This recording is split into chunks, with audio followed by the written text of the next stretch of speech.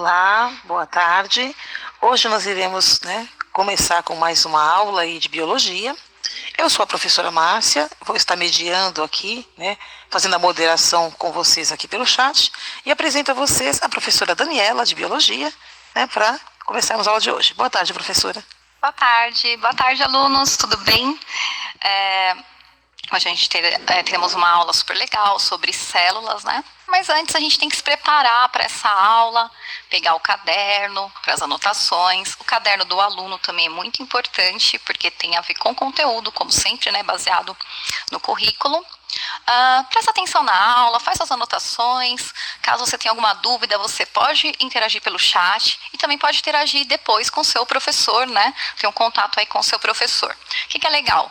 Você se preparar também para receber essas informações. Então, tá deitadão aí no sofá? Vamos lá, levanta, agita, coloca o cérebro para pensar, para receber informação. Legal? Vamos começar então? As habilidades que a gente vai trabalhar: identificar os elementos básicos que compõem as células, né? Quais são os elementos que tem em todas as células e as suas funções. A organização celular como característica fundamental de todas as formas vivas, né? Tipos celulares, procariontes, eucariontes, os vegetais, os animais, as bactérias, tá? Todos os seres vivos são formados por célula. Vamos anotar aí já uma coisa super importante, que é a teoria celular. Celular de células, tá? Não é do celular, do aparelho telefônico de vocês, não. Teoria celular fala o quê? E ela está em vigência. Por enquanto, sim. É isso que a gente vai se guiar. Teoria celular diz que todo ser vivo possui célula. Certo? Todo ser vivo possui célula. Olha lá que legal. Todos os seres vivos são constituídos por célula. Considerando essa afirmação, você diria que todas as células são iguaizinhas? Em seres que têm mais células, né? Várias células, todas vão desempenhar a mesma função ali naquele organismo? Vamos lá para o chat? 2 minutinhos.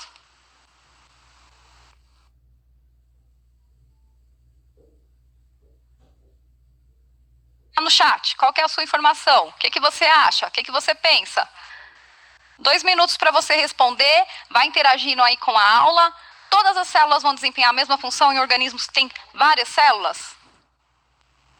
Como que está o nosso chat? Márcia. Olha só, no chat aqui, o pessoal ainda, estão colocando aqui que as células não são iguais, que tem, não porque são várias células diferentes, Enfim. Legal. Então, assim, todo ser vivo é formado por célula. Tem seres vivos que uma célula só basta para ele ser vivo, certo?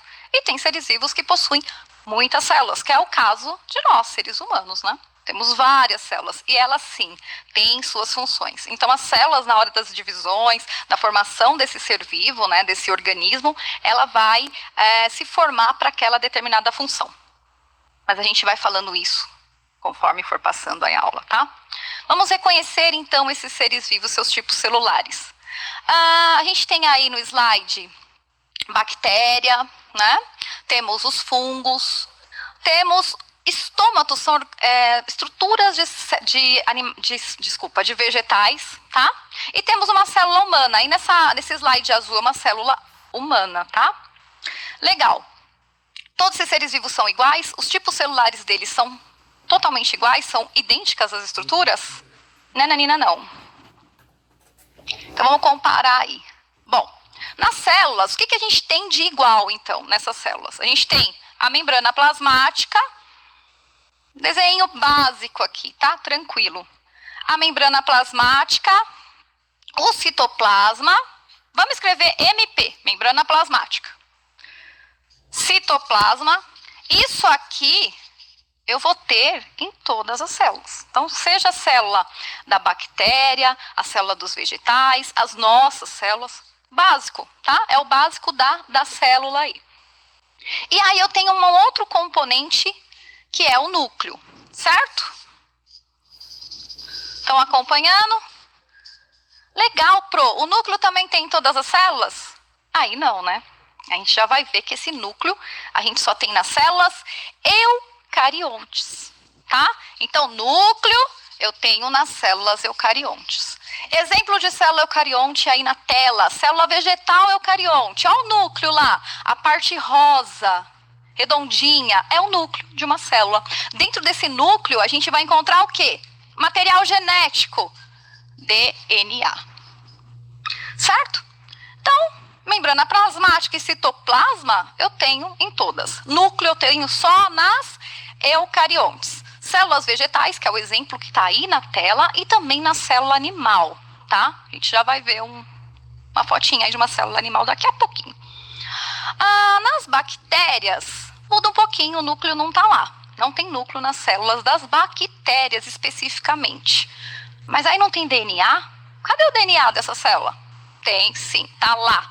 Só que nas bactérias, o DNA está soltinho aqui. DNA solto no citoplasma, não fica guardadinho dentro do núcleo. Não é tão legal, né? É melhor você ter um DNA guardadinho, bem armazenado, né?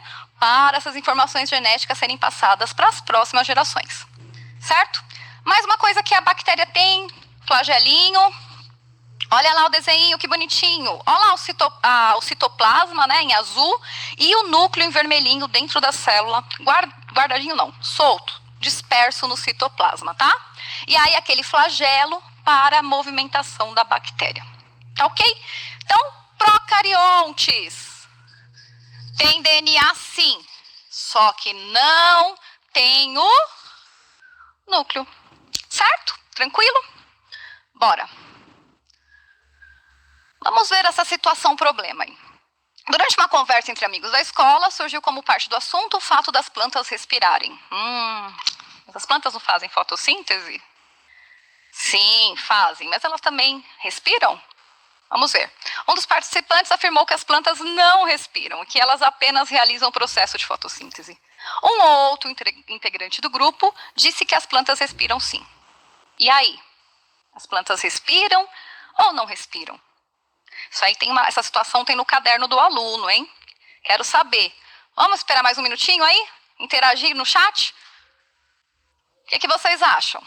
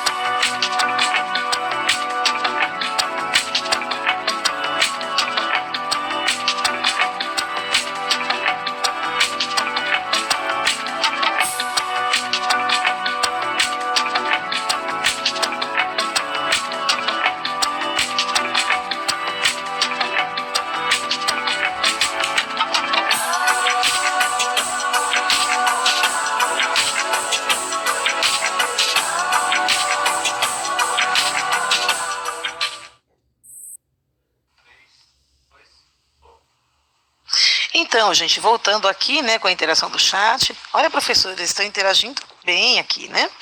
E um dos alunos cita, né, que sim, as células respiram e elas fazem, né, aí um processo de respiração liberando o oxigênio. Isso mesmo? Na respiração, ao contrário, elas vão puxar o oxigênio para respirar, né? Igual os animais, igual nós também, seres humanos. Então, as plantas respiram, elas absorvem oxigênio para respirar. No processo de fotossíntese, ela absorve o CO2, aí ela transforma o carbono em glicose, ali toda uma transformação, né, dentro das células vegetais e libera oxigênio. Então, são duas etapas distintas, tem a respiração e tem a fotossíntese, certo? Então é isso aí. Opa, vamos lá. Vamos comparar então as células a célula animal e a célula vegetal? A célula animal, Tem duas estruturas que não tem na célula vegetal, lisossomo e centríolo. Mas percebam, ela tem o núcleo, olha lá que bonitinho o núcleo, bem parecido. Dentro tem o DNA bem guardadinho. No citoplasma, dentro ali, depois do núcleo, entre membrana e núcleo, tem várias organelas. Todas elas vão desempenhar uma função específica, muito importante, né, na célula. E tem a membrana plasmática que vai delimitar a parte externa e a parte interna da célula. Legal. A célula vegetal, ela tem um formatinho mais hexágono, digamos assim. Ela não é tão arredondada quanto a célula animal. E aí ela tem algumas estruturas que não tem na célula animal. Por exemplo, cloroplasto.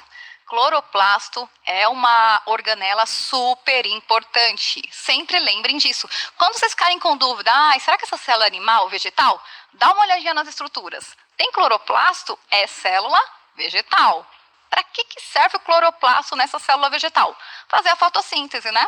Fabrica a clorofila e permite aos seres vivos que têm essa célula vegetal que façam a fotossíntese. Por isso que a gente não tem cloroplasto, né? A gente não faz fotossíntese. Tem a parede celular, celulose. Já ouviram falar da celulose, que faz o papel? Extrai aí da parede celular das células vegetais. E tem o vacúolo também, que faz uma parte aí de controle de líquido que sai e entra da célula, certo? Então, tem essas estruturas. A célula vegetal tem algumas estruturas que não tem na célula animal, mas, em compensação, as outras organelas têm nas duas, tá? Então, você vai ter mitocôndria, retículo endoplasmático e por aí vai.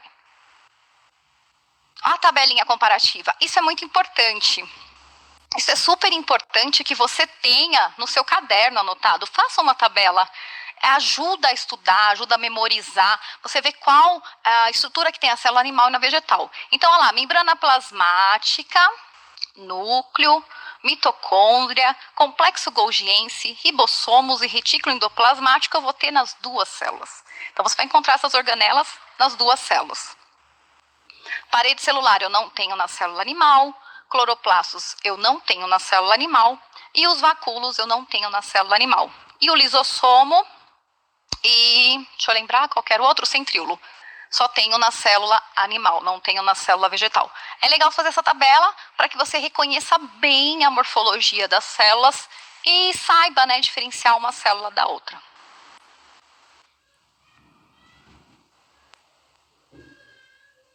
O corpo humano é constituído por trilhões, 10 trilhões de células, muitas células, né? Um organismo bem complexo. Todas elas são iguais e possuem as mesmas funções?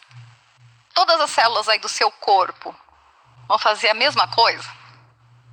Vamos lá, interagir com o chat novamente? Eu gosto da interação do aluno. Então, a gente volta em 2 minutinhos.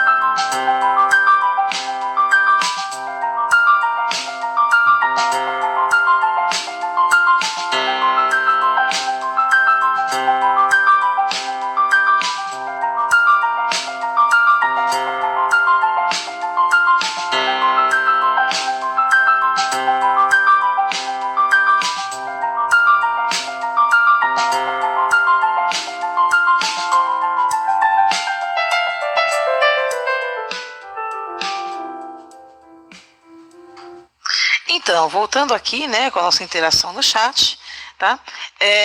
Alguns alunos falaram, né, citaram diferentes tipos de célula aí. Células reprodutivas, células, né, do aparelho digestivo, células motoras, né, da musculação, enfim. Citaram algumas células aí. Bacana. Estão espertos, hein? É isso aí. Então, assim, nós, seres humanos, os animais também, seres um pouco mais complexos, mais organizados em estruturas celulares, sim, tem células que desempenham funções diferenciadas, né? Na hora que está formando esse organismo, essas células vão se diferenciar para cada função. Então, olha lá, ó. Quer ver que legal? Ah lá. Tem o impulso nervoso. Quem faz o impulso nervoso? Quem faz a comunicação com todo o seu corpo, do cérebro para informações da parte muscular, da parte de movimentação, para informar as células musculares, os neurônios. Então, os neurônios, eles vão ter a membrana plasmática, eles vão ser arredondadinhas, as células, vão ter o núcleo, mas eles vão ter um prolongamento para passar essa informação de um neurônio para outro, né? Para que chegue em outras células para desempenhar essas funções, por exemplo, de movimento, as células musculares, né? Que são preparadas para isso, para movimentação de músculo, para movimentação do ser humano ou de animais em geral, certo? Tem as células reprodutivas. No caso, essas células reprodutivas, elas também vão ter toda a estrutura e elas vão, no caso do espermatozoide, vamos usar aqui um pouquinho a luzinha. Então, eu tenho células reprodutivas, óvulo e espermatozoide. O espermatozoide, ele também tem um flagelinho para a movimentação, para que ele chegue até o óvulo, né? Para que aconteça a fecundação, e aí esse DNA juntar com esse DNA e começar uma divisão e as células começarem a se diferenciar e para ter suas funções específicas naquele organismo. Então, para a reprodução, a gente tem as células, aí o espermatozoide, o óvulo, as células gaméticas, né? E também, outro exemplo ali no slide, as hemácias. Onde estão essas hemácias, né? São células sanguíneas. As hemácias, elas são super interessantes, porque elas não possuem núcleo. Tá? Então é uma célula diferente, um pouco diferente. Os seres vivos são fantásticos, né? Máquinas que se adaptam para as funções necessárias aí. As células, elas vão se diferenciando porque elas precisam de determinada função. Então a evolução permite isso. Então essa célula que está no sangue, as hemácias, elas não têm núcleo por quê? Qual que é a função da hemácia no sangue? Transportar o oxigênio. E elas duram, em média, 120 dias. E essas células, elas não vão se dividir como as outras. Por isso que elas só duram 120 dias, morrem, precisam ser produzidas mais células lá na medula. Essas células, então, elas carregam oxigênio para outras partes do corpo, para outras células, né, que necessitam desse oxigênio, e elas não têm núcleo por isso, para não gastar o oxigênio que ela precisa levar para outra célula lá, amiga dela, tá? Ela é avermelhada por causa da hemoglobina, a proteína, que ajuda nesse transporte aí. Legal. Vamos para as dúvidas? Vamos interagir mais um pouquinho com o chat? Mais 2 minutinhos?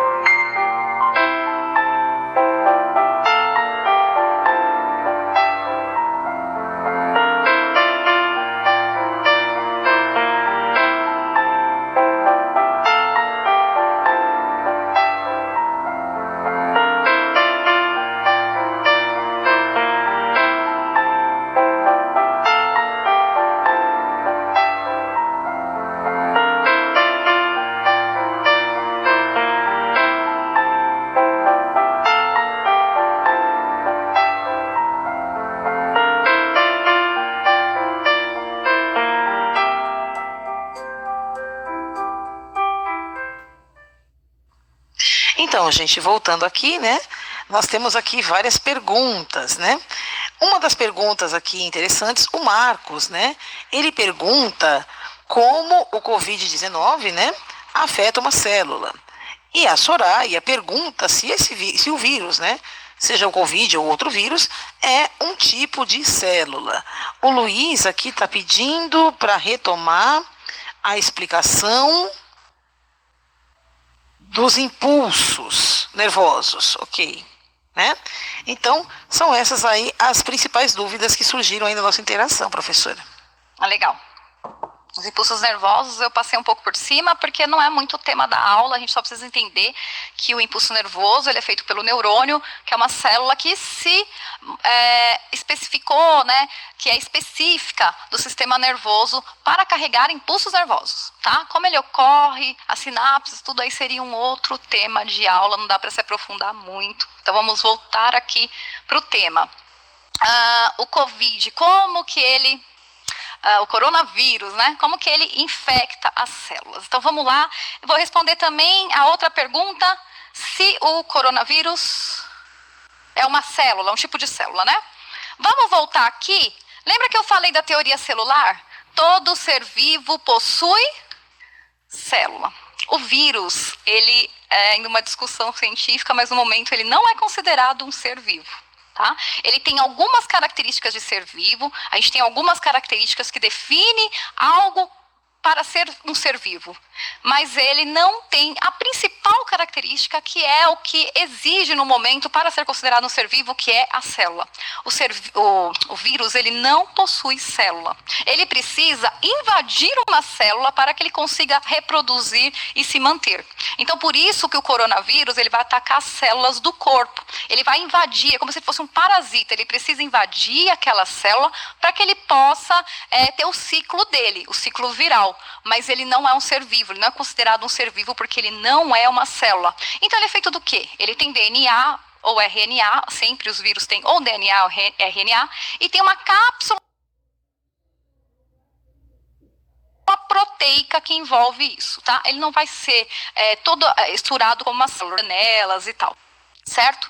E aí o coronavírus é dessa forma também, ele é um vírus, o coronavírus ele não é uma célula. Então, o coronavírus, ele não é um ser vivo, ele não é considerado um ser vivo, ele é um vírus, e vírus não está lá na teoria celular, ele não possui célula, e para ser um ser vivo a gente precisa possuir células, certo? Vamos lá. Então, hoje a gente aprendeu... Então, acho que deu para entender bem que os seres procariontes, eles não possuem núcleo na sua célula, né? Quem são os seres procariontes? As bactérias. Então, vamos escrever aqui, só para você anotar aí no seu caderninho, hein? Bactérias, exclusivamente, são seres procariontes. O que são seres procariontes? Seres que têm células que não têm núcleo. Sem o núcleo. Escrever tudinho, certinho, completo, certo? E aí a gente tem os eucariontes, que são os outros seres vivos, que são as células que possuem, seres vivos que possuem célula animal ou vegetal, certo? O ser vivo possui uma célula animal ou um ser vivo com uma célula vegetal, no caso das plantas, das algas, todos os vegetais em si. Eles são eucariontes, são células com núcleo. O núcleo que guarda o DNA, né, o material genético, tão importante aí para continuar a espécie, perpetuar a espécie. Legal. Ausência de carioteca. Ali no slide, gente, está carioteca, núcleo. Carioteca é núcleo, tá? Núcleo. Tanto faz, o mesmo nome, né? Tá com um nominho aí diferente, às vezes o professor fala de uma forma, outro professor fala de outra, às vezes no livro também se pode se atrapalhar um pouquinho, mas é isso aí. Então, como você identifica e diferencia células animais de vegetais? Vamos retomar os cloroplastos, muito importante. Você viu uma célula meio que hexágono, né? Não é tão arredondadinha, ela tem um formatinho ali diferente, meio hexagonal. E tem o núcleo, ok, célula vegetal. Tá meio parecido as organelas. Vou procurar o cloroplasto. Tem cloroplasto? É célula vegetal. Só os vegetais são capazes de fazer fotossíntese, tá? Só quem tem essa célula vegetal. Tem também outras duas estruturas que tem só na célula vegetal. Parede celular, lembra da celulose? Tá ali com papel na mão, fazendo a prova. Celulose, parede celular, célula vegetal, ok? Identificar e compreender que os seres pluricelulares possuem células com diferentes formas e funções. Legal, isso a gente aprendeu também. Então, por exemplo, a bactéria, ela é um serzinho, ela é uma bactériazinha, é uma célulazinha só, né? Então, a bactéria está lá, uma célula, DNA, ela precisa fazer todas as funções ali. Tem o flagelinho para movimentar, tem o DNA guardado, não tem tantas organelas, mas ela desempenha a função dela, ela consegue ser um ser vivo, ela consegue manter a vida apenas com uma célula. Já seres pluricelulares, como os seres humanos, como os animais, os vegetais, as células acabam se diferenciando. No ser humano é muito notório, né? Como a gente já falou, tem as células do sistema nervoso, tem as células do sistema muscular, tem as células digestivas, né, que vão ajudar ali na movimentação da alimentação e tudo mais. Então, cada célula, na hora ali que tem a fecundação das células reprodutoras que se juntam, começa toda uma divisão celular, e aí essas células vão se diferenciar para formar esse ser pluricelular. Então, uma coisa importante que apareceu aqui, seres unicelulares.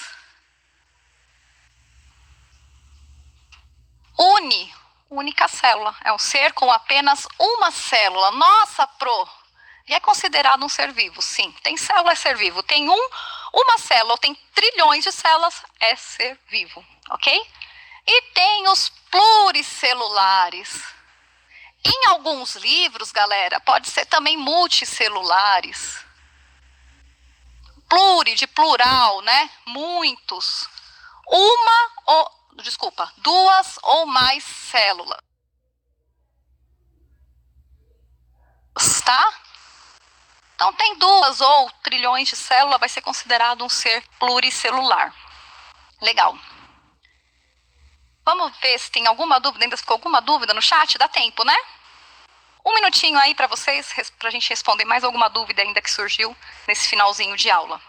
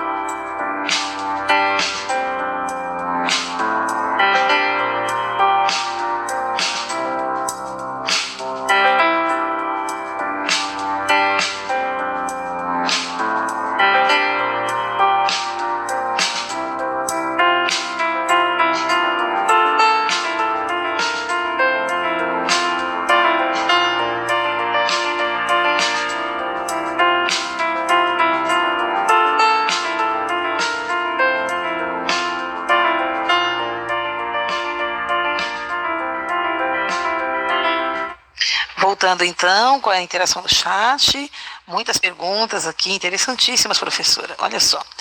Guilherme pergunta se alguma célula, né? Se as células, elas podem se regenerar? Né? Carolina pergunta como que agem, né? Como que atuam as células cancerígenas? O Bruno pergunta, né? O que os glóbulos brancos fazem? E ainda apareceu uma outra pergunta interessante, perguntando o que são células-tronco. Vamos lá. Glóbulos brancos. Falei das células, né, as hemácias, que são células sanguíneas. Os glóbulos brancos também são células sanguíneas e são super importantes porque elas vão agir na defesa do organismo.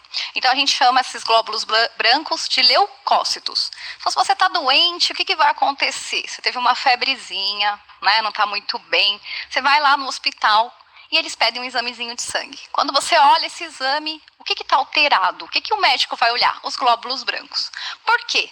Se você tem alguma infecção, se algum vírus ou alguma bactéria infectou o seu organismo, esses glóbulos brancos são os soldadinhos do organismo. Eles vão correr lá e vão identificar qual que é o vírus ou qual que é a bactéria, caso ele consiga identificar, né, caso você já tenha tido contato com esse vírus, com essa bactéria, ou você tenha tido alguma vacinação, né, uma prevenção, e aí eles vão atacar esse vírus, essa bactéria. Então, glóbulos brancos fazem a defesa do organismo.